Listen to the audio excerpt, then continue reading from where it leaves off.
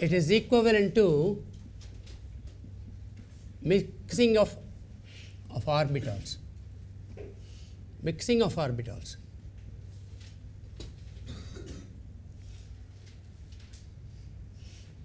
The mixing of orbitals is done to get greater stability.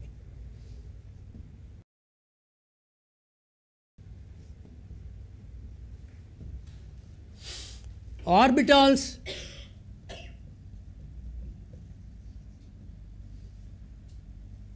they are also known as sub-energy levels. Sub-energy levels. The different energy levels are: number 1, main energy level,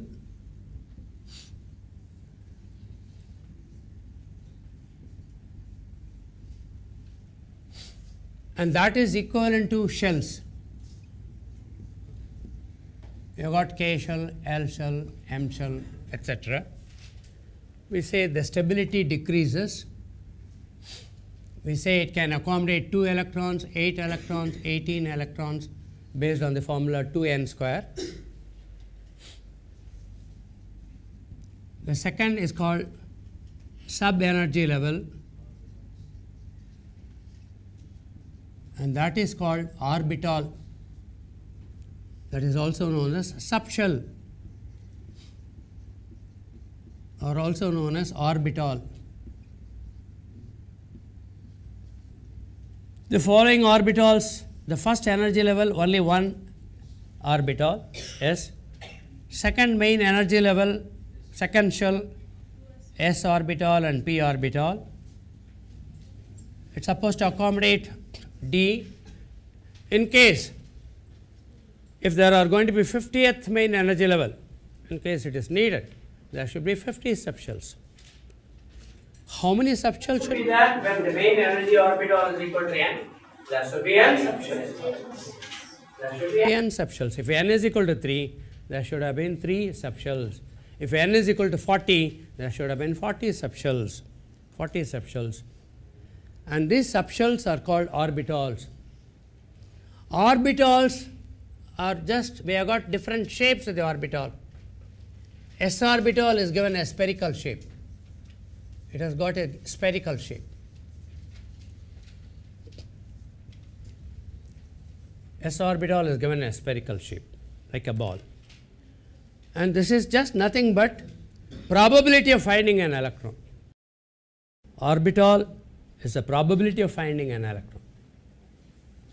Orbital, are you taking down all the points? Orbitals are the probability of finding electron in space. I have mentioned this. This is the S orbital. This is a P orbital. Dumbbell shape. If you are inside this dumbbell shape anywhere here, the probability of locating that P electron is there. It might be delayed, but definitely you are sure to come across with that. If you are going to be inside here, definitely inside this particular volume, the probability of finding an electron is 100%. If you are going to be outside here, definitely less. And in this case, the density is more, the probability is more, probability slowly decreases. And beyond this particular point, probability is 0. Similarly, you are going to be inside this, the probability is going to be maximum. And this is the probability is minimum here. Where the probability of finding an electron is minimum or 0, it is called a nodal plane. N-O-D-A-L, nodal plane. Nodal plane is a region of 0 electron density or minimum electron density. We have to visualize an atom with a caution. I am completely screening myself to the nucleus. I am not going to imagine the nucleus. Then it is going to be very difficult to visualize. You say this is going to be nucleus, around the nucleus you have an electron, it is fine here. But at the same time, what happened? Around the nucleus it goes there. But does it mean it enters into nucleus? It is going to be a different explanation that one has to give. For the time being, let us not consider the nucleus, it is only the electron. The probability of finding electron is going to be less. Okay, it increases, it increases from here, then decreases, becomes a 0. Once again it increases, becomes a maximum here, and this is a mathematical explanation. Schrodinger equation, we can explain the probability of electron density or single electron. Similarly, in the case of d orbital, it's a double shape here. Double shape. There are 5 d orbitals. There are only 1 s orbital. There are 3 p orbitals. And there are going to be 5 d orbitals. I told you dxy, dyz, dzx, dx squared, y squared. You don't say minus here. Dx squared, y squared, and d squared. This is going to be px, py, and pz. Px, py, and pz along the x-axis, y-axis, and z-axis. Now, just as we have arranged the shells in the decreasing order, K shell is more stable than L shell, more stable than M shell, etc., because the energy level increases. Energy level increases. Similarly, we have to arrange the orbitals in the decreasing order of stability. Decreasing order of stability.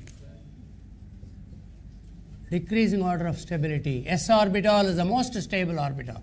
Then P, then D, then F. Of course, the next one, they have already given the symbol G orbital. They got reasons to give the specific letter. We are not going into that. It is going to be stability decreases, energy increases. Energy increases. The most stable orbital is D. Now, is it possible for me to visualize an orbital between s orbital and p orbital? Yes, it is possible. And that is called as hybridization. I want to mix s orbital and p orbital and make out a new orbital. The new orbital is called sp orbital. Sp orbital. There is going to be s and orbital and p orbital. There is only one here. All the 3 here. If all the 3 are involved, all the 3 orbitals are p orbital, 1 orbital, it is going to give you an sp3 hybrid orbital. It's hybrid. Hybrid. It's a new situation, and which is supposed to be more stable than your p. Definitely less stable than s, because s orbital is the most stable. And s orbital does not require hybridization. It's true. Supposing I ask you true or false. Does s orbital require hybridization? Definitely not. S orbital is the most stable orbital. Why should it require hybridization? The purpose of hybridization, I want to do something here. I am a rich man, lakh here, crorepati, and I want to join you. You have got hardly 1,000 rupees in a bank. I don't need to combine. I can do it by myself. It's the other way about. You have got very small amount in your thing and you want, sir, we'll combine. Yes, there is possibility. Then we have the agreement, etc. P orbital is going to be highly and less stable. Now, by combining with s orbital, characteristics of s orbital, the stability of the p orbital increases. And that is the reason why mixing of orbital is there in order to increase the stability, increasing the stability. Now, is it possible only way? No. I can have this second possibility. One s orbital. Definitely s orbital must be there. S orbital. Then I can ask you, is the hybridization possible between a p orbital, d orbital, and f orbital? It's not possible. Purpose is not served. If you want to increase the stability, you have to take care of the s orbital. Is it possible to have hybridization between s orbital and d orbital? Yes, it's possible. S orbital, p orbital, s orbital, only f orbital. Yes, definitely it's possible. Neglecting s orbital, it's not possible to have the hybridization because purpose it's not achieved. Is that clear to you? Now, one s orbital, of the 3, only 2 p orbitals are involved. 2 p orbitals are involved. Then I enter into an sp2 hybrid orbital. The third category still is possible to have one s orbital, only 1 p orbital combined together to form sp orbital. Sp orbital. Now, we shall look at the shape of these hybrid orbitals and the bond angle, etc., and explain why they are more stable. Let me take, this is 2s orbital. Let me take carbon. The ground state configuration is going to be group 14, 2s2, 2p2, 2s2, 2ns2, np2, group 14. Carbon, silicon, germanium, tin, and lead. So what is the next thing I am going to tell you about the electronic configuration? 2, 4, 2, 8, 4, 2, 8, 18, 4, 2, 8, 18. Therefore, they have got 4 electrons in the last shell, but they don't have 4 unpaired electrons because it goes by the orbital structure, atomic number 6. Atomic number 6. 6 plus 8, 14. 14 plus 18. Then 8 plus 18 plus 32. Now, this is going to be 1s2, 2s2, 2p2. It has got only 2 unpaired electrons. If at all carbon wants to form a compound using ground state configuration with a halogen atom, the formula should have been CX2 only. What is the formula formed? What is the formula formed between carbon and halogen? Ground state carbon and halogen. Ground state carbon and halogen. The formula should have been CX2, where X is the halogen.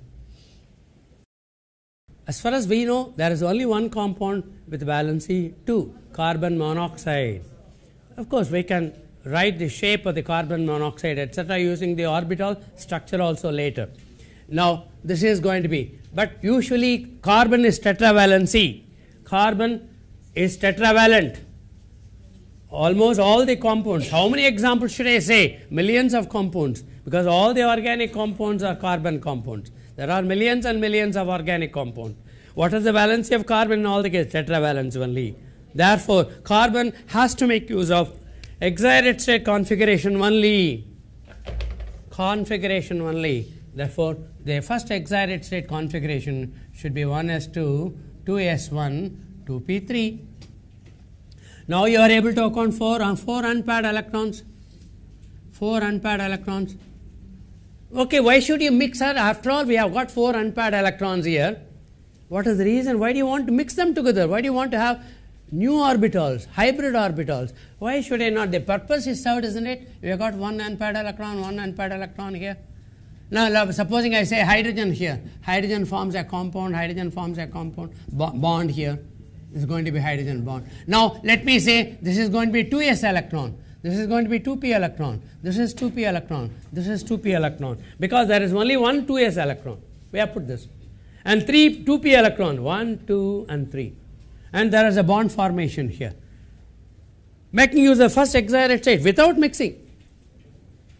But the compound is definitely not symmetrical. All the bonds are not equal. The bond formed, which is a lower energy. S electron has got a lower energy. Then accordingly, you visualize this. The bond should have been this hydrogen 1, hydrogen 2, hydrogen 3, hydrogen 4. What is hydrogen 1 according to me? It has shared with the 2s electron. Hydrogen 2 shared with the 2p electron. Then here, this is going to be the hydrogen 1. This is expected to be slightly longer. This is expected to be slightly longer because the energy is very high. The energy is very high. And energy, it is more stable. Less energy, it will cost less energy, greater the stability.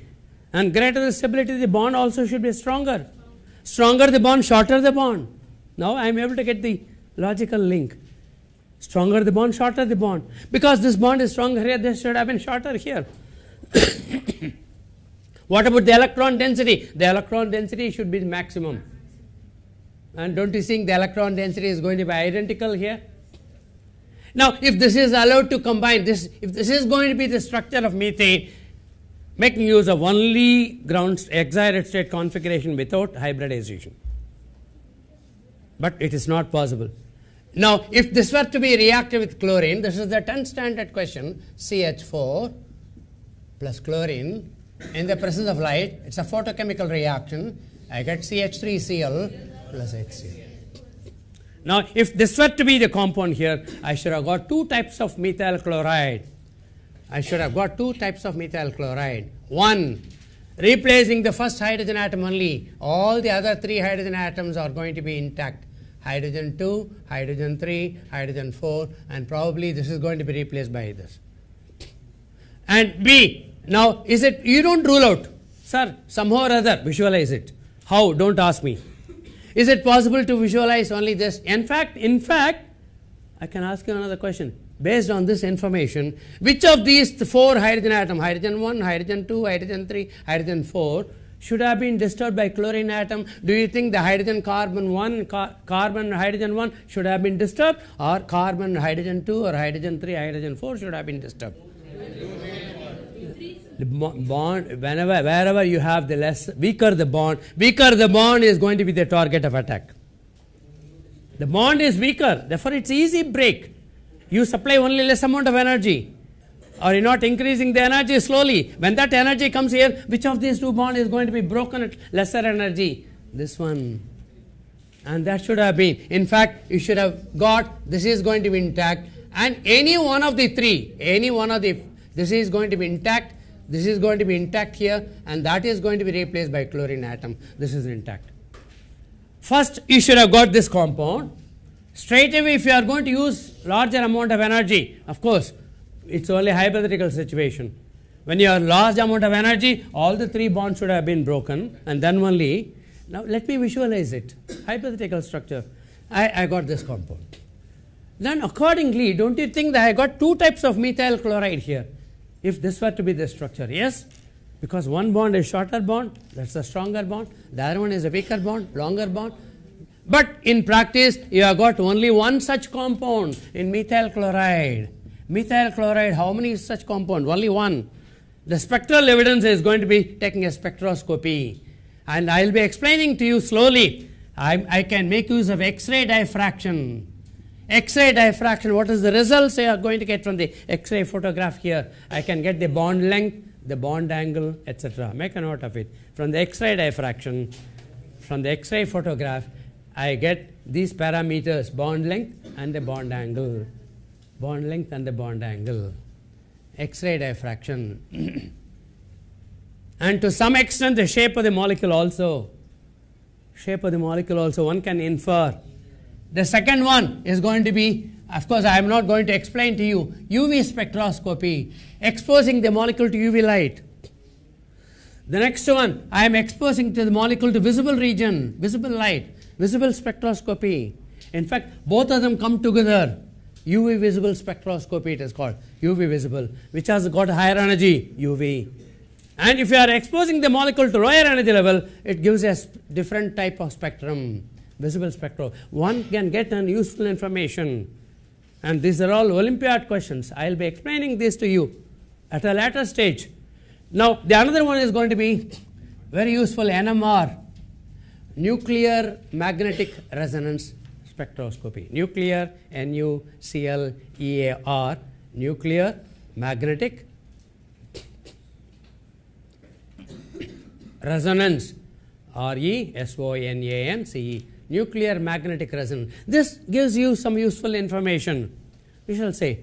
And finally, you have mass spec, mass spectroscopy, mass spec. These are the various gadgets available with us. Gadgets have instruments available. I get a different type of information from that molecule. If any research organization has got these, all the 3 here, it can daily, they can publish 100 papers daily. Such lots of informations are available from this spectroscopy. So what I told you, it's possible for me to, I take a methyl chloride molecule prepared by some method. There are umpteen number of methods of preparing methyl chloride, and take a molecule and take the spectrum. All this thing give the same information. That means I got only a single type of methyl chloride. Had it been this way, different here, had it been different here, I should have got a different answer, isn't it? I should have got a different value. But I don't get it. I always get only a single. That means methyl chloride. And what is the conclusion here? That means all the bonds are equivalent. All the bonds are equivalent. All the bonds are equally long. It should be a perfect tetrahedron. It should be a perfect tetrahedron. This is not the kind of shape we are going to attribute for 4 bond pairs. What is the shape that you are going to give? 4 bond pairs? Tetrahedron. Tetrahedron. Now, we have come to the idea that methane or carbon tetrachloride, CCl4, methane or CCl4 should have perfect tetrahedron. Perfect tetrahedron. I told you wedge notation. Do you remember? Wedge notation, the thick line giving a three-dimensional view for the two-dimensional structure. Visualizing a molecule in a three-dimensional way from the two-dimensional. It's a wedge notation. Methyl chloride. Supposing this is going to be methane. Now you see here, all the four bonds are equal. All the four bonds are equal, angles are same, 109.5. I told you whenever you have 109.5, it is perfect tetrahedron. Perfect tetrahedron, because all of them are bond pairs. And which of these, I give you hydrogen 1, hydrogen 2, hydrogen 3, hydrogen 4. In this molecule, which of these 4 hydrogen atoms going to be replaced by chlorine? Any one of them. Then you get only one molecule. How is it possible? We have got 3 unpaired electrons from the 3p orbital and 1 unpaired electron from the 2s orbital. Then how is it possible to have equal? In that context, what happens here? Now I am making use of this orbital. 1 2s orbital with 1 electron and 2p orbital. How many of them are there? 3. Each orbital has got a single electron, px orbital. Let me draw the shape also. This is going to be the px orbital and py orbital. This is the pz orbital. Px, py and pz. All of them are perpendicular. There is a need for hybridization. Two things in order to increase the stability and in order to get more symmetrical structure. Greater symmetry, not only greater stability, greater symmetry. Greater the symmetry, greater the stability. That is going to be another concept. Greater the symmetry, greater the stability. Greater the symmetry, greater the stability. Therefore, how do you explain the greater the symmetry? Here, by having all the bonds are equivalent. How is it possible? Now, I should have 1 plus 3, I should have got 4 new orbitals. 4 new orbitals. And those new orbitals are called hybrid orbitals. Hybrid orbitals. You have heard about hybrid mango, hybrid rice. Okay, the hybridization, research work is done in order to increase yield, percentage yield also. And in this case, in order to increase the stability. And in order to increase the stability as well as the symmetry. Now, obviously, I have to divide this into 4. And I have to divide also into 4. How I am going to divide this? I don't know. I am going to divide this into 4. 3p orbitals. And 3p orbitals to be divided into 4. And take one segment from here and one segment from here and combine them. And outcome of it is a hybrid orbital. If all of them are going to be involved here, one is going to be involved here, you have hybrid orbital of this particular shape. Here. One small tail and a big lobe. The tail is a result of s orbital. The big lobe is a result of p orbital here. Not only the energy, that particular part of its shape also should be seen over there. Hybridization. Shape also should be taken care of. Therefore, this is the shape of an sp3 orbital. How many sp3 orbitals are formed here? 4 sp3 orbitals. And all the 4 orbitals will have the same segment, same shape, same size, etc., same energy. Now let me take a carbon with the sp3 carbon atom. Now I am not going to put an asterisk mark here. I will put CsP3. CsP3, that is already undergone hybridization. And what should be here? Now let me put a segment here. Let me put the wedge notation here. So let there be another orbital here, let there be another orbital here, let there be another orbital, and please note that each one will have a tail. Each one will have a tail. For the sake of simplicity, let me not draw the tail, because it looks complicated with the tail also. So let me not draw the tail, but each one should have a tail. Each one should have a tail. And this is what is going to be the shape here? 4 new orbitals. And what is the only way? It is going to be hybridization, hybrid orbital. Tetrahedron. Tetrahedron. Now all of them are perfect tetrahedron. The bond angles are going to be 109.5. Now let me take hydrogen. What is hydrogen? Hydrogen has got a spherical shape. This is the hydrogen here, sharing with sp3 orbital. Hydrogen sharing with the overlap of the orbitals. The bonds are formed by the overlap of the orbitals. Bonds are formed by the overlap of the orbitals. And what is the underlying concept here? Greater the overlap, greater the overlap, greater the overlap, stronger the bond. Greater the overlap, stronger the bond. And accordingly, the only molecule that is known to us is going to be hydrogen-hydrogen overlap. This is s orbital, 1s1 orbital, this is 1s1 orbital. Is it going to be unhybrid orbital or hybrid orbital here? Hydrogen. Why not hybrid orbital? Because hydrogen does not require hybridization. Hydrogen is already most stable, s orbital is most stable. S orbital is more stable. Now in this case, this is going to be, what sort of overlap here? This is going to be sp3 overlap. Because this is an sp3 orbital here. How many sp3 overlap are there in the case of the methane? 4 sp3 overlap. The overlap of the two types. As I told you, I am not repeating any of my statements. Let everything go into a notebook.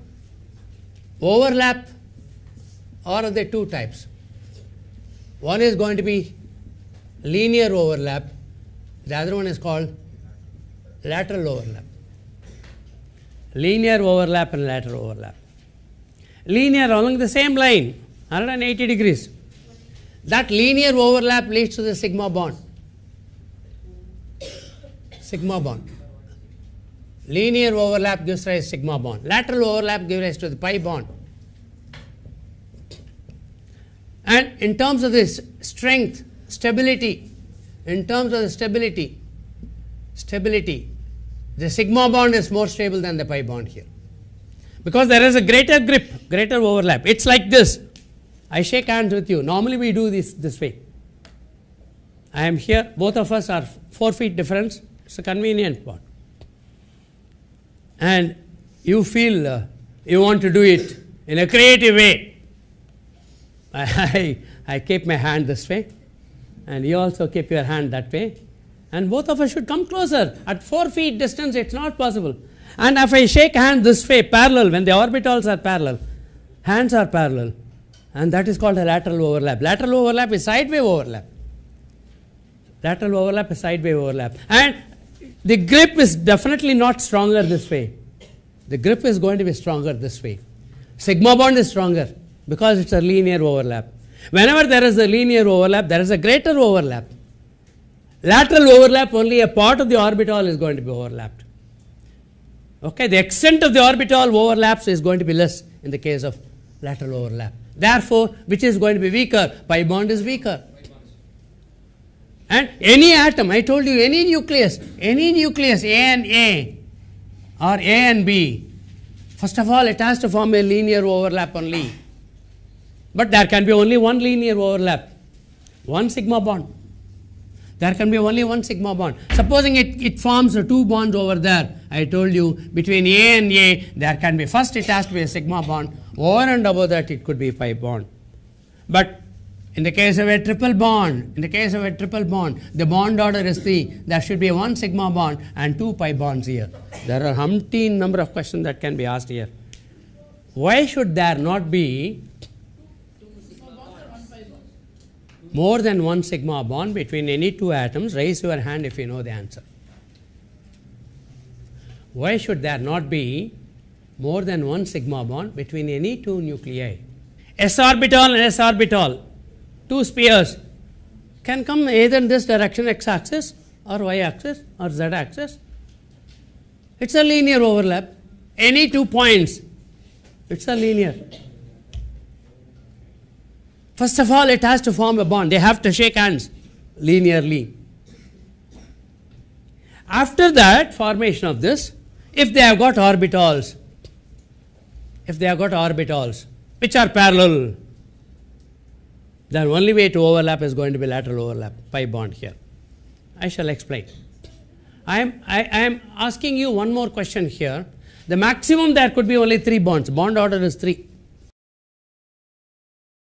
And there cannot be bonds more than 3. I don't have any example with bond order 4. Why there should not be more than 3 bonds? Yes? Repulsion may happen. Repulsion may happen. Okay, keep guessing. Keep guessing. Huh? Carbon tetravalency. Okay, why should be only 4 tetravalency maximum?